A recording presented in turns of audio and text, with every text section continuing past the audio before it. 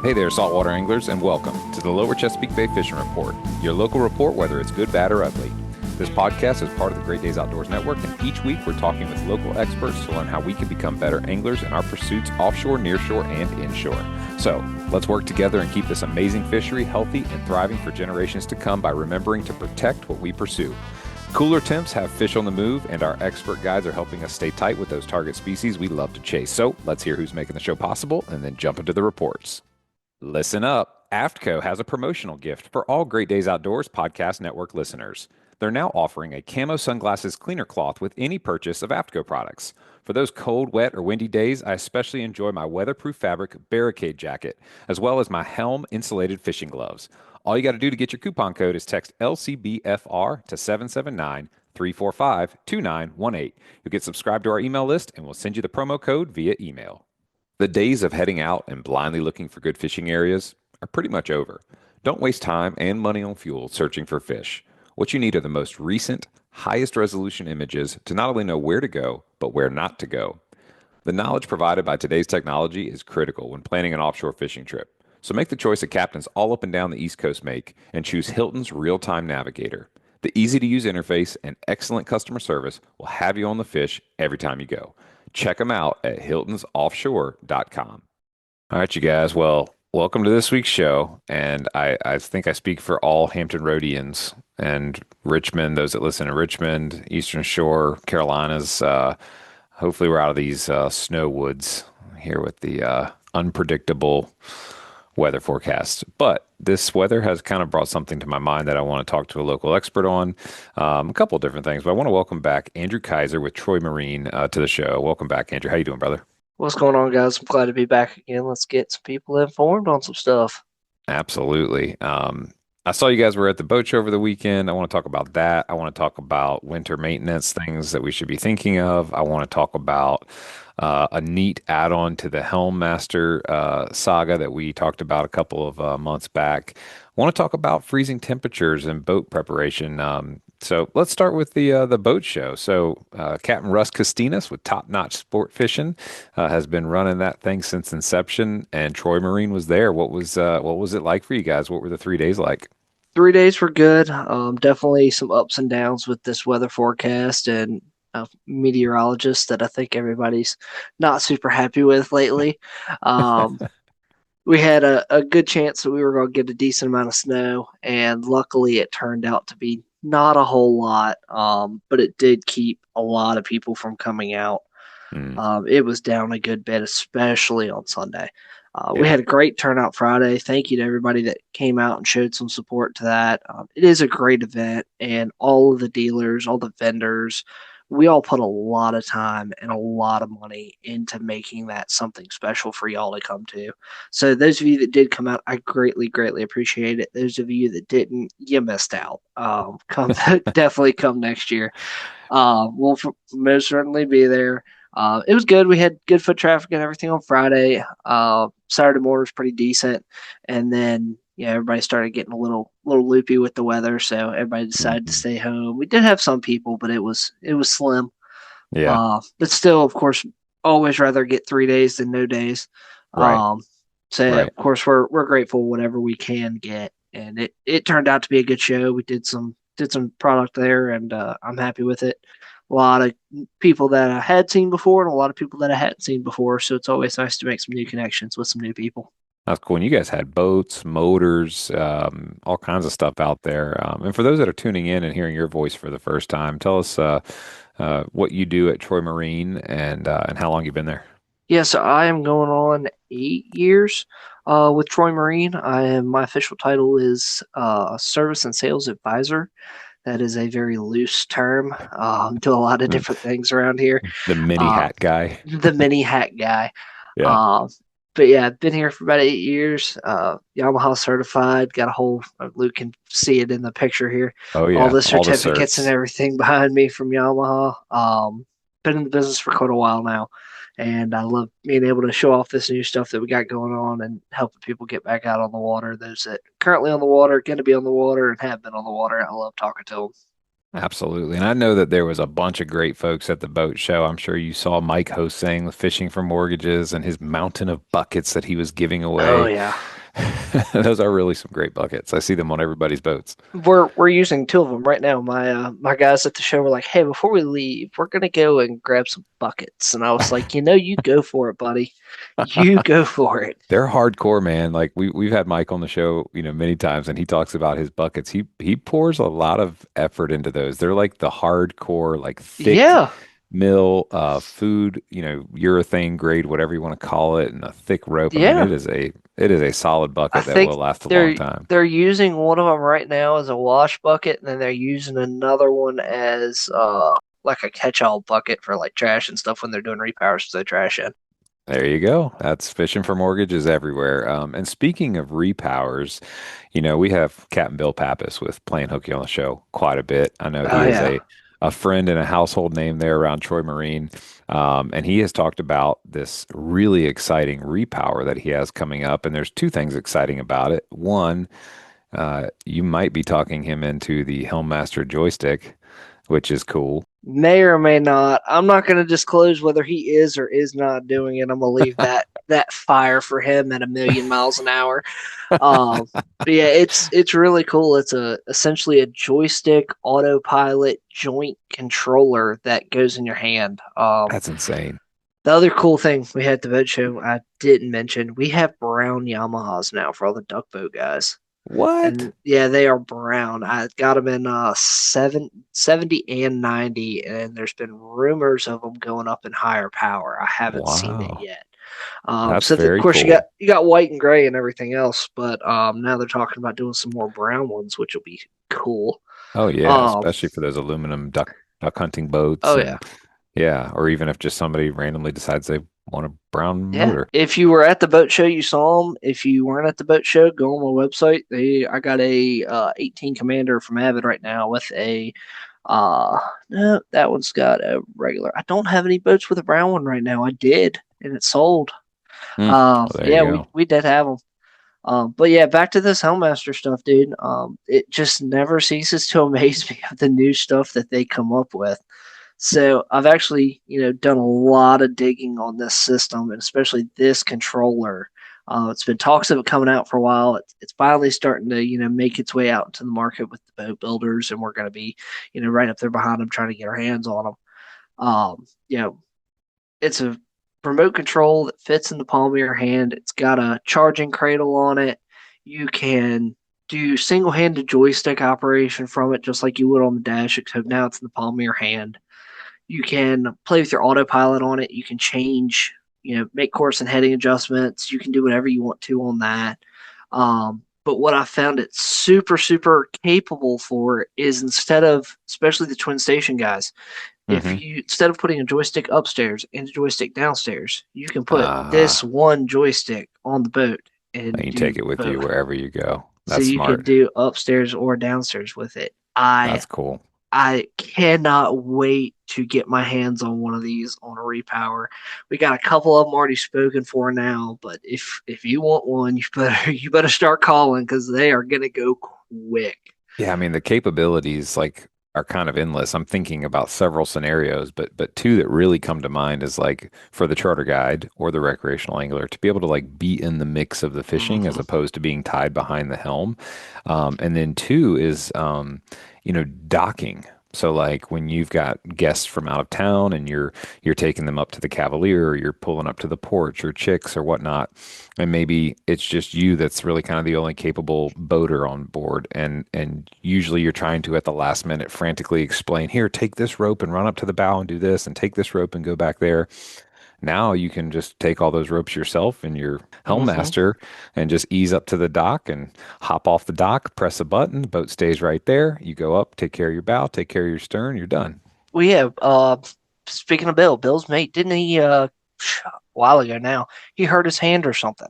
Think about coming About back in, how much easier it would have been just to play with the joystick in your hand at the back of the boat and be able to tie the boat up while he's, yep. laid up, and you're not trying to get Oh six yeah. greenhorns essentially to tie your Hmm. boat up for you. Yeah. while you're trying to do all that. I mean, it's Yeah. so many different things, but I mean, it's got a charging cradle, 8 hours of battery life. It's got the man That's awesome. overboard bracelets for it. You got one for the captain, one per passenger. You can add on to it. It is a really, really slick system that they're going to have on this. And you can even integrate windlass and stuff Oh, like that wow. into it. So it's Oh, that's really cool. cool. Yeah. That's like unlocking all of the features of your boat into the palm of your hand, which from a not being tied behind the helm perspective just opens up so many cool opportunities for an improved experience out there for you and your anglers. Yeah, it started off with, hey, we may or may not be able to do this with or without another joystick. We may have to have a joystick at each location and have this. Hmm. If I could only put a price on how many hours I have spent digging into this, and Yamaha is so helpful. There's guys that we talk to all the time that deal with all the new stuff coming out, and it's to the point of if I have an idea and they don't know, they're gonna go throw it on a boat, go out in the lake and try it. And then they'll call me back and be like, "Hey man, it works or it doesn't." Right. And it Right. is it is so cool. Those guys are always looking to help us, and I can't speak highly enough about Yamaha. Their customer service to warranty to everything else, they just knock it out of the park every time. They really do. I've had, we talked about this before. I've had personal experiences with their warranty. I mean, they stand by their work, they stand by their products. They've got that ongoing R&D. I feel like they stay curious, they're Hmm. always on the cutting edge, Great companies like Yamaha and Seakeeper, that you can just really rely on them to put a product out and not just be satisfied with it. Like they're going to keep improving it, and it's like this Helm Master Joystick is just one of those things that is just such a cool piece of technology. I'm pretty excited to see it in action. I hope and pray that Bill goes the distance and does it. Bill, if you're listening, just do it. Just do it. I tried. I worked on him so hard on this thing. I was like, dude, we could, think about it. You'll be the only one with this, and I know Hmm. how much you would love that. Oh yeah. I'm just Well, feeding it to him as hard and as heavy as I you can. you never know who listens to these shows. So if anyone that has a relationship, with maybe like, the I don't know, sponsorship of captains, people at Yamaha, if there's a guy who you want to have your cool product who will be very vocal about it. His name happens to be Bill Pappas with Playing Hooky Charters. Anyways, enough with the shout out. So Bill is doing a repower. That's where this came from. So Bill's Yeah. doing a repower. And Bill and I talked about this before about the difference between hours on a boat versus how a boat is used when it comes to the reliability of said motors. So obviously Bill's going to repower and do the new 300s, 350s. 350s, right? The 350s. Yep. V6 350 because the weight Yep. class is the same, I think, as his current 300s, right? Yep. 4.3 liter instead of 4.2 liter. So he's going up zero point 0.1 liter, but Got it. 100 horsepower total. Right. And that's a big deal for him, especially as Yeah. a working boat on a heavy working boat. That Seahawk is a heavy boat. But if I'm somebody who maybe currently has twin 250s or those older twin 225s that are heavier, where a step up to that 300 twin class would be the right move, and the motors that Bill is going to be selling would be in my price range, you know, what if I'm a consumer, what are the pros and cons of used motors coming off of a charter boat with hours on them versus used motors coming off of a recreational boat with say only 400 hours on them, but they're the same age, Yeah. four So 4 years old. it really, really depends. Of course, motors are just like cars. The more you let them sit, the worse off they are. Hmm. It also depends on, of course, who has the motors. Bill, obviously, I know he's taking care of them. But in general terms, if this person has them and they got 2,000 hours on them in 4 years, 500, 500 hours, um, are they doing their services? How often are they doing them? Or is it these guys that, just, well, I've put 2,000 hours on them. It's time to rotate them because I haven't done anything to them. Right. It's one of those things more about what you know, who you Yeah. know, and if you know if they were maintained, just like everything else. Yeah. Obviously, new motors are always the safer option just because Hmm. they're brand new. You get Right. warranty, you get all that stuff. Yeah. Um, so it really, like I said, just depends. It depends on how they were maintained. I've seen government motors, and of course they have to do their maintenance. It's in all their stuff. I've seen motors with 8, 9, 10,000 hours on them, and I'm still looking at cross hatching in the cylinders. So That's crazy. it really just depends. And what's cross hatching in the cylinders? What is that? So in the actual cylinders themselves, you'll see the little baby cross hatches look like that Uh-huh. um, inside the cylinder walls. Oh, Is okay. what you'll see. Yeah, just Okay. like And honing cylinders on a car and stuff like that. They all have cross hatching. got it. Got it. Meaning that it has not been like overused Correct. There's no or worn out. scoring. Yeah, there's no scoring, no nothing like that in them. They're just as pretty as you'd ever want to see. Look like you just pulled them out of the box. That is very interesting to think about. Another thing that I think about too with, buying motors from a charter boat captain versus a recreational guy is like you kind of got to assume that a charter boat captain is almost always operating the boat with like safety in mind, which means Mm-hmm. like gentle acceleration, careful maneuvers, that sort of thing. Probably, waiting for the motor to come to neutral before ripping it into reverse, whereas when you sit there on the porch or at Long Bay Point and you watch recreational boaters go by, they tend to run them a little differently sometimes, but Once uh, again, it really depends on the who and the how and how much you know. right, exactly, exactly. But at any rate, that's good to know. So it is what it's February and springtime will be here before we know it. And there's probably a lot of guys that have been snowed in or busy working or maybe winter skiing with their families or whatever. And it's like, oh yeah, that's right. Boat maintenance season's here and it's going to be here before I forget. So as we are looking at our routine maintenance, what are some of the things that we need to be remembering to do before the next boating season? Those critical maintenance items that we need to go look at and make sure that we get scheduled to get those things done. Well, obviously, we'll start off with the things that you might be a little bit too late for. Mm, With these, I think it was 5 days below 32 degrees that we had. I think I saw that. Um, is of course if your boat has a fresh water system, better throw some antifreeze in it, get that thing winterized. If the boat's sitting for several months, we should have already winterized it by now. hmm Those valves and everything can still be open on different cylinders, and you don't want any surface rust or anything like that from just sitting. hmm That wet atmosphere and everything can still produce little surface rust. So of course, regular as far as your motor goes, serve some winterization on that side. But of course, for freezing wise, make sure your motor's tilted all the way down, especially if it's on trailer or a lift. Freshwater system, make sure that you got antifreeze run all the way through that system. Pink antifreeze. I always like the pink antifreeze. I think it tastes better.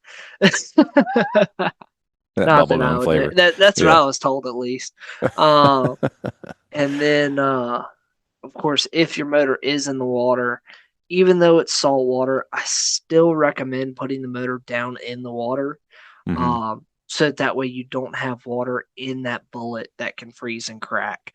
You are better off having it below the surface there.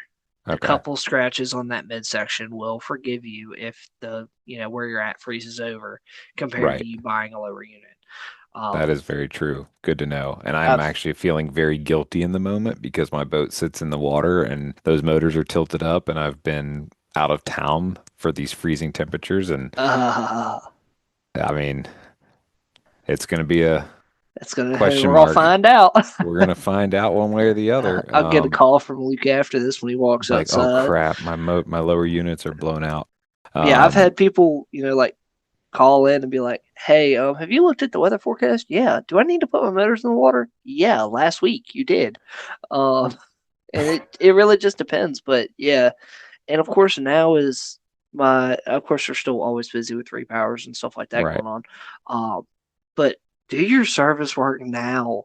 Don't Yeah, just be wait done with it. until the weekend before Memorial Day to come in and get your service work done. I hmm guarantee you I am going to be slammed and I'm Oh going yeah. to feel really bad about it. Yep. Get it done now. Get it done before you start using the boat for a season. And then if you're going to winterize it, service and winterize it, then you don't have to do anything in the spring. Yeah, that's what a lot of people do is they'll end up servicing it in the fall, do their service and winterization, so that way when they fire it off in the spring, they're good for the year. hmm Or they service it before the season and then don't, they use it all year and then they service it before the season again. Right. Either way, now's a great time to get some of that stuff done when we're not booked out 6 weeks to on a service because I can fit it in a little bit quicker. Of Right. course, Right. always got repower stuff going on. Right now, Yamaha's got a promotion going on, 7 years of warranty. Wow. So typical is 3, and then I think 5 on the 425s, 450s. Right now Hmm. it's 5 on above 25 to 350, 450, 425 and 450 are 7 years, and then you get $200 in dealer credit on some of the smaller motors. Got So it. they got that going on.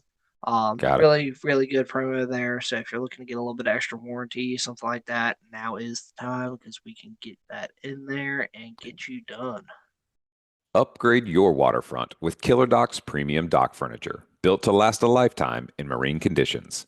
Crafted from marine grade aluminum with a protective anti corrosion coating, it's tough enough to handle the elements while providing unmatched comfort. Featuring sunbrella cushions with fast drying, removable covers, our furniture stays securely in place even in storms. Choose from cabanas, club chairs, love seats, tables, and more to create your perfect dockside retreat. Durability meets elegance at Killer Doc. Check out the full collection at killerdoc.com today. So, I want to go back to the freezing temperatures and ask a hypothetical question for a Oh friend of no. mine, close friend of mine. So he keeps his boat in the water. He he didn't trim his motors down because he wasn't around. But if somebody were to trim their motors down and the marina that they're at has the water turned off for, you know, a period of time where it's freezing, the ability to flush your motors becomes a challenge. Well, really, you can't do it. Mm-hmm. So if I trim my motors down and don't run them, Mm-hmm. and then when the freezing temperatures are over, I trim them back up, Uh-huh. do I risk any sort of corrosion activity or anything like that if I'm not able to rinse my motors? Not nearly as much, I would say, just Okay. because I mean, especially from a growth perspective and stuff like that. If there's electrolysis at your dock, there's electrolysis at your dock. There's nothing that I can do about that. It's going to eat your Right. zinc up no matter what. But we do have those zincs for while the motor's in the water to try to help combat that a little bit. Okay. Um, but I would say it's one of those things of the lesser of the two evils. Mm, Would you rather, flush your motor out, as soon as you can, or would you rather have a busted lower unit and have to buy a new one? right. Right. Lesser of the two evils would be my theory on that one. I agree with that. And then do you go so far as to like, go down into your, bilge area and locate like your saltwater wash down and disconnect that and shut off your seacock valves and that sort of thing? Or are those kinds of systems typically less affected than your freshwater systems? Well, it's always less affected than your freshwater systems because the freezing point of salt water is a whole lot lower. Um, Ah, good to know. However, um, I always recommend taking extra precautions. So Okay. it's 5 minutes. Yeah. Just do it. Right. Luke Right. has no excuse for not putting his motors down just because he was out of town. He knew I it was know. coming. I regret this conversation greatly because I am just feeling the shame and guilt and if the next time we're talking it's about like how great my service experience was at Troy Marine because of my blown up lower unit, I'll be like, "Oh, well, I should have listened to Andrew." But Well, that's you why we're see, having this conversation. it's just karma because when you texted me, it said what you wanted to do, that you were setting yourself up. I Oh, I was, know. I know. I was like, I'm uh huh. falling on my own sword here, so to speak. But those are all good things to know and remember, especially what you said about like, hey, it's 5 minutes. Just take the time and go do it. And then in terms of like other maintenance items, what other things should we be thinking about now, right here in February when, prime boating season is 2 months away? Make sure that your 0 degree rod holders actually swivel to go catch a bluefin. Now that sounds like an interesting story in the making. Let's unpack that one a little bit. Yeah. I have had times where somebody did not think to check to see if his 0 degree swivels actually swiveled and broke the rod holder off. Oh no, right out of the gunnel.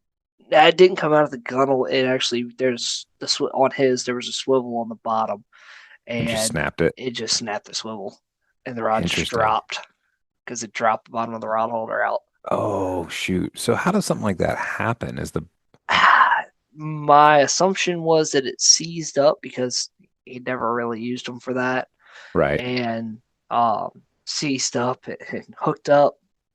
Rod went to go swing. Rod swung.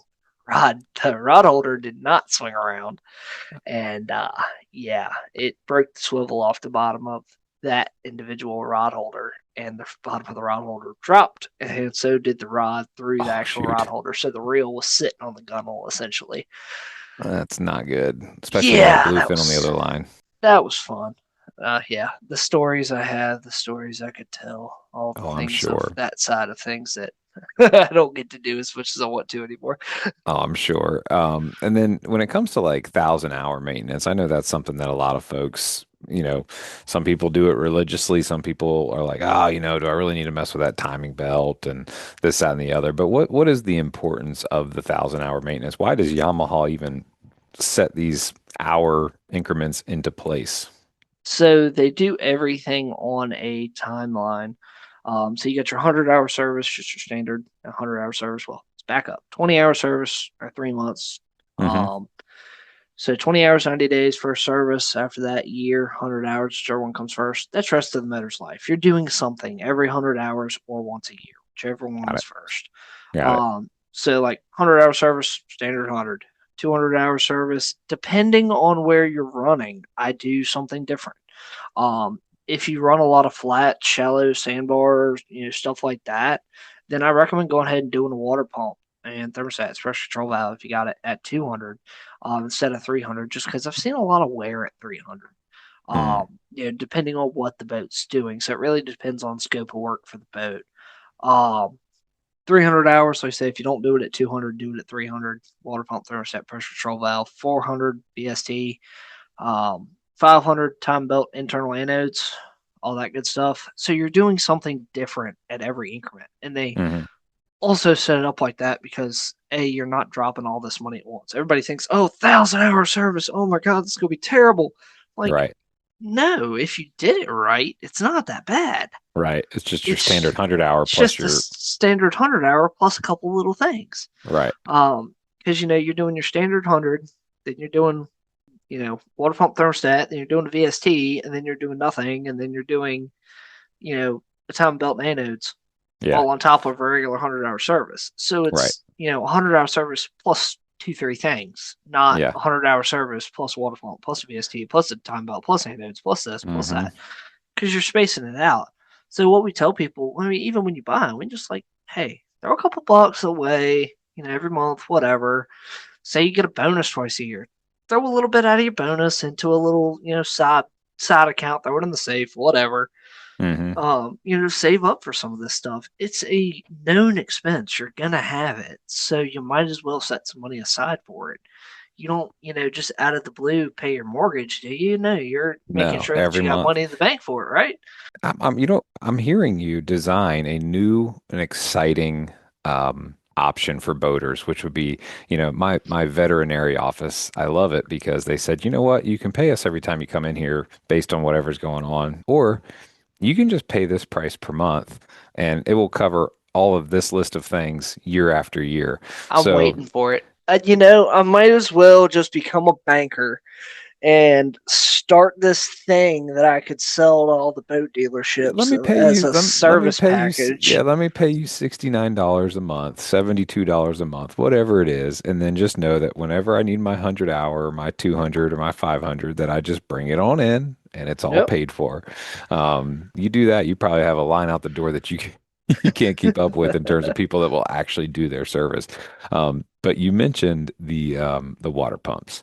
And I'm a self-maintenance guy up to the 500 hour. So 500 and 1,000 I don't do myself.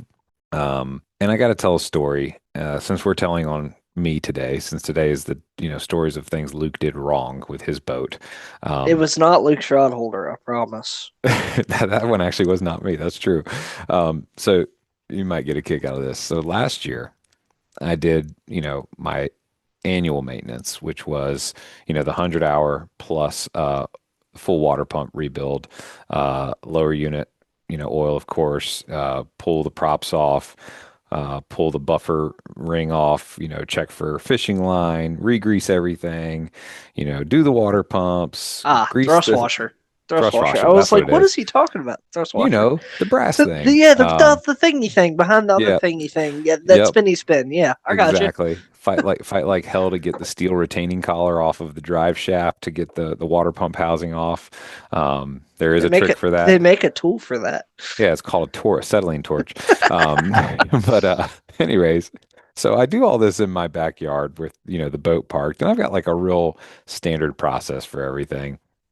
Put everything back on, buttoned up. Always test your motors on the ears before running back to the launch, and everything's great. Nothing worse than getting back to the boat ramp and your boat won't shift. Right. And you're like, oh no, one of the teeth was off when stuck it back on. Yep. And so everything's great. I'm excited. Boat's ready to rock. I cleaned it from head to toe. I had also done fresh not bottom paint, but I had redone the deck paint. Shout out to my buddy Eric Heath. He came over there and sweated with me. Of course, we wore our protective masks, all that good stuff. Used the all grip. Put the boat in the water, park the truck, fire the boat up. I feel like driving from the tower. I hop up in the tower. I'm at, Crab Creek Launch there in Lynnhaven, and I put the boat in reverse, and the boat starts going forward. Now, I gotta be honest, when that happened, my brain couldn't reconcile what was going on. I'm gonna just pause there and let you tell me what I did wrong.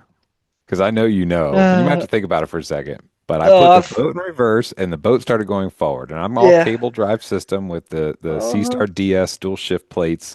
And I didn't mess with any of that stuff. So when the boat starts going forward, my brain is like freaking out trying to figure out what the hell is going on. If you had to guess, what did I do? The shift was not. You either shifted the lower unit, is more than likely what you did, and then put it back in, and then when it shifted the wrong direction. You're Or you're okay. That's I was not gonna it, but say, you're close. or um, Worse. I did worse than that. you did worse than that. How did you do Uh-huh. worse than that? Obviously it shifted, so it couldn't have been out of alignment on there. Correct. Uh, or you had the throttle in gear when you put it in. Nope. What'd you do? No. You didn't tell me Hey, you were twins. You gotta yeah, elaborate there. twin motors. Okay. Then yes, you can absolutely put the lower units on the wrong sides.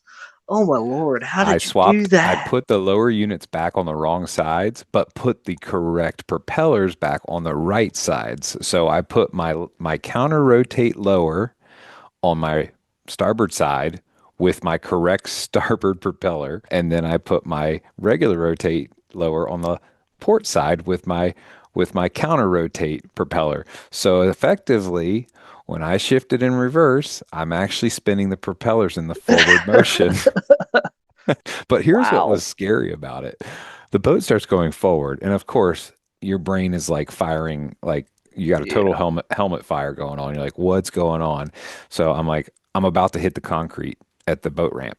And I'm like, but can you imagine It's how like a hard it jet ski. is? You just got to go backwards on everything Right. you're doing. But imagine seeing the concrete coming towards you and having to force yourself to put the boat in forward gear, trusting that it's not going to somehow make you go that much faster forward. So, sure Exactly. enough, I did. And I felt that thunk and felt the boat start to, slow down and go backwards. And then I had to just like reverse shift to get myself back over to the dock and tie up. And then I'm just sitting there like, I called my buddy Austin McDonald because I still hadn't figured out what happened. And I'm explaining to him, he's like, well, what did you mess with? Did you do something on the shift place? I'm like, no, no, no. And like finally he goes, dude, you didn't put the lower units on the wrong motors, did you? And I'm like, oh my God, I guess I could have. So anyways, anybody listening, you can take this cautionary tale as a really great reason to just take your boat on down to Troy Marine for service. Definitely don't bring it to my house. But anyways, that's my embarrassing story about annual maintenance and putting the lowers on. I will never do that again because I have changed my process. Instead of trying to do both lowers at the same time and the water pumps side by side, it will be one motor at a time. I will do one motor at a time. Warning, this product contains nicotine. Nicotine is an addictive chemical. Black Buffalo products are intended for adults age 21 and older who are consumers of nicotine or tobacco. If you're 21 or older and use nicotine or tobacco, it's time you charge ahead to Black Buffalo, America's only credible smokeless tobacco alternative. Black Buffalo dips just like the real thing, but without the tobacco leaf or stem. Get it now at Wawa, Circle K, Sheetz, Love's, Pilot, Racetrack, and many more that you can see on their store locator at blackbuffalo.com. Black Buffalo Tobacco Alternative is everything you love about dip, nothing you don't. That was what my dad used to yell at me. Started working on cars and stuff like that, and I would start taking both sides apart. And he'd be like, "Why are you taking both sides apart?" And I'd be like, "Get done quicker." And he'd be like, "No, no, no, no, no. You take this side apart, then you take that side apart. So that way, if you don't remember how something goes together on this side, you can look on that side." So that was always Smart. the rule of thumb. So I, Very smart. yeah, never do both of them. And plus, we only have so many lower unit stands. So Yeah, usually drop one, do one, put it back. Drop one, do one, put it back. That way you make definitely. sure that you don't mix them up. And you do know that there's a way to tell between the two on the prop shaft, right? Do we need to go through that? Yeah, let's go through that because Okay. I did not know that. All right. So you'll do this after we get off. When you walk out Yeah. there and get trim your motors down, you're going to look at your prop shafts now. So on your starboard side prop shaft, just like the regular Yamaha taper end on the prop shaft, hmm just like they've always looked. You would never think about it. All And right, when you now say tapered in, you mean talking about the top of the drive shaft, the part that you stick into the mid section first? Oh, yeah, yeah. Okay, so the very, very top of very, the very drive top. shaft has a slight bulbous Correct. ness to it. It's a Okay. word I just made up. Yeah, I know, right? All right, so Bulbousness. now let's take and chop the top of it off. I'll probably have to Make go it with that. flat. Yeah. Make it flat. Ah, Completely and totally flat on the that's the end. counter rotate. That's the counter rotation. You learned something new today. Interesting. I did, and now I can very easily tell them apart, so I can go back to doing both at the same time. No, I'm just kidding. No, Um, no. I'll do one at a time. So why is that the difference? Is that something that Yamaha does just to help differentiate them, or Yeah, is there actually a difference in the function when it's up inside of there's the a motor different functions in your counter? gearing stuff inside your Lorito as far as where everything is placed. Um, But as the power heads on, so people need to realize, because I've had people not buy counter rotation motors because they're counter rotation motors. Like, do you not realize that the motors are exactly identical power heads? Everything from those lower unit bolts up is the same. Absolutely the same. The only thing that is different is in the actual lower unit itself as to whether it is a counter or not. Interesting. Interesting. Okay. And this is a question I've had for some time. When you're looking at, you know, twin motors in the water and Uh you're huh. just in neutral and the motors are Uh running. huh. The port always spins a little bit faster. Yeah. Why is Yep. that? That's in the actual inside of the lower unit itself. If you ever tear Okay. one apart, you'll see it. But it's just how they're made, where the gears are, how everything goes together. They've always had that little bit of spin to them, and Got it. I mean, it's just another way to differentiate between the two, for Right. me at least. But Yeah. yeah, I mean, I'm sure I could pull out a book over there and get you a technical term for why that is. Yeah. But it's inside of the actual lower unit itself is why it does that. It's just always Got it. been that way. Got it. That's There's another thing nothing that we, wrong. It's nothing wrong with it. It's right. perfectly It's just how fine. they, Leave it alone. yeah. They've just always done that. Yeah. I always, when I would, first do my own maintenance, I'm like, did I not put the propeller on tight enough? Like, what did I do wrong? Why is this one spinning so fast? And then, through the years, I just kind of got used to it. I'm like, oh, I guess this is just how it is. So, yeah, definitely that. And then paying attention to making sure, and this is one that I've done more than once, embarrassed to say, put the lower unit back on and I've, knocked the shift shaft knob a little bit and I'm stuck now in reverse or forward. So it doesn't cost anything to just check that your propeller or your drive shaft or your propeller shaft coming out spins freely before actually going ahead and shoving it back up in there. And there's nothing shoving about that. It's a very delicate process. True, true. It's Let's not get that confused, people. it I'm not gonna say it, but it's like other things in life where like it's just better to go slow and take your time, make sure that the drive shaft is properly lubricated, and then you'll have a lot less chance of breaking something, and everything will work better. Yeah. Do not Anyways, force it. Do yes, not force it. You absolutely. will break stuff. Your boat's midsection does not appreciate when you just force shove that thing up in there. Um, so switching gears as we wrap up, what else from a maintenance perspective do people often forget to do when it comes time to their annual maintenance or their preseason boating? That's one of those gotchas that we should always just make sure we add to our list. Three things offhand. Run your motor in the driveway before you go out for the first time of the year. Well, I'll make it four things. Check your gas. Take a gas sample. See what it looks like. If you got a bunch of bubbly stuff in the bottom of it, guess what? That's probably water. Mm, Um, Look at the color of it. It shouldn't look orange. It's not orange juice. It's gas. It shouldn't look like hmm that.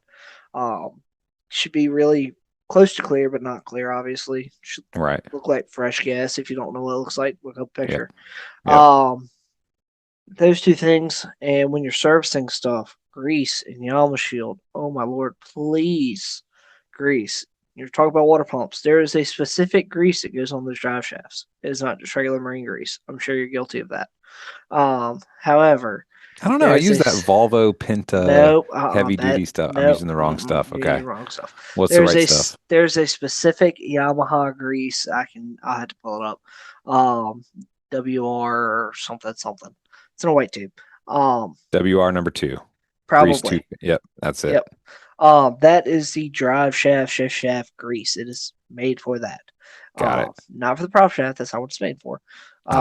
It's high temperature water resistant grease. That There high you go. temperature is the kicker. Got it. So yeah, and never put it on top of the drive shaft. It goes on the splines. It does not go on that little nipple on the top. It does not go Got there. it. Got Same it. thing with the shift shaft. It goes on the splines, not on the little indentation there. It's not Got supposed to it. be there. Um, so grease from that standpoint, grease overall, hit your grease fittings, people. My motor's making a sound going up and down. Guess what? You probably didn't grease your grease fittings. Your Mm-hmm. steering ram has grease fittings, Yep. most of them. Your motor has grease fittings. Hit them. It doesn't. Mm-hmm. Once again, it takes 5 minutes. Do it, Yep. please. Yep. Of course, recommend that the Yamaha marine grease does a great job as always. That specific grease for that different stuff on that. And then Yama Shield. It's 100% or 100% silicone spray. Yama Shield's just got a couple extra little goodies in there for it. Nice. But spray the inside down as far as under the cowling. You know, all your electrical components, all your plastics, all that stuff. Keeps that motor's looking brand new. Mm-hmm. Spray out the pan, especially if you got transducer or you got a lot of backwash when you throttle back, stuff like that. You're getting a lot of salt under that cowling with Yep. doing that. Think about a transducer just pelting that cowling with water. Guess what you're doing? You're gonna get salt crystals in there. Yep.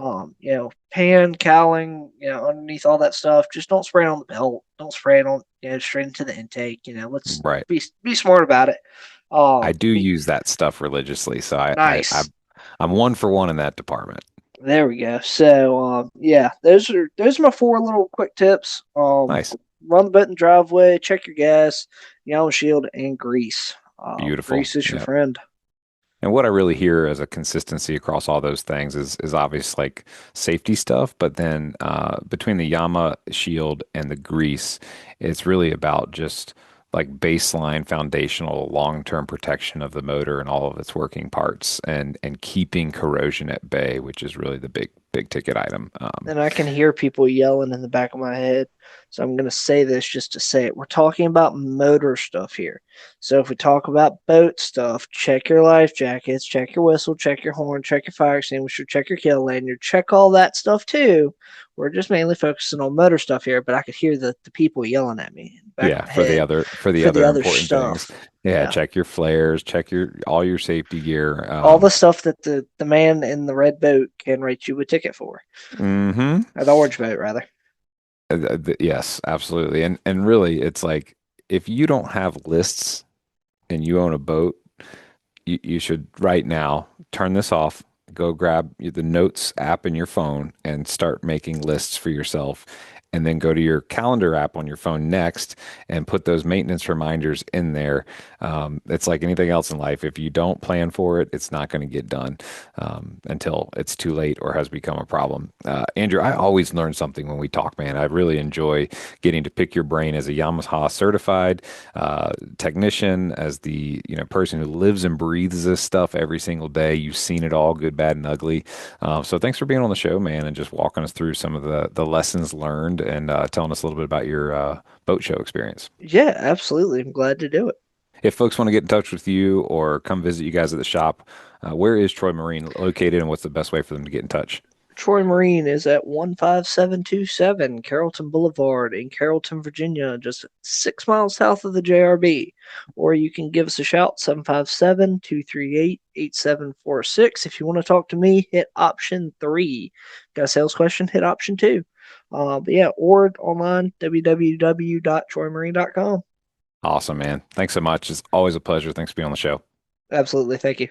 Absolutely. Cool. Guys, that's going to wrap up a really cool, informative, fun, educational chat with Andrew Kaiser, the service and, hold on, let me get the official title correct. Service and sales advisor. Yes, exactly. Service and sales advisor, which probably means behind option 3, 2, 7, 9, and 4, you'll get Andrew, or somebody will just go get Andrew. I need to angle the camera so you can see the wall of hats up there.